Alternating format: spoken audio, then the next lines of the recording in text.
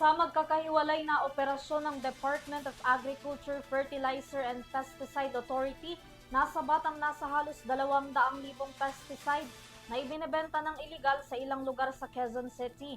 Bahagi ang operasyon sa nagpapatuloy na Oplan Vistados kung saan target ang mga illegal online sellers na nagbebenta ng pekeng produkto.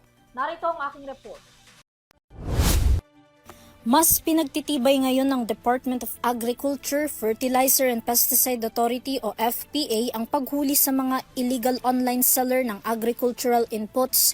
Kasunod ito ng pagkakahuli sa operasyon ng ilang establishmento sa Mindanao Avenue, Cubao at Quezon City Circle matapos mapatunayang ang mga ito ay illegal at hindi rehistrado kung saan umabot sa 175,000 pesos ang halaga ng mga produktong nakumpiska sa kanila.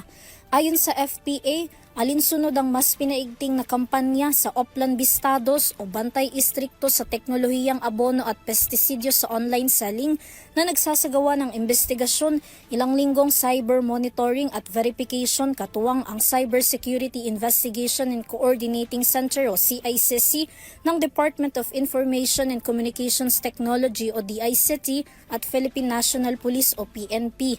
Sa paraang din ito, mas matitiyak na may tamang label at ligtas na mga abono at pesticide ang mabibili ng publiko. Layon din itong maprotektahan ng mga magsasaka at mamimili. Nagpaalala naman ang FPA sa publiko na maaaring masuri sa kanilang website kung peke, substandard, mapanganib at nakakapaminsala sa mga pananim at kapaligiran ng agri-inputs na kanilang bibilhin.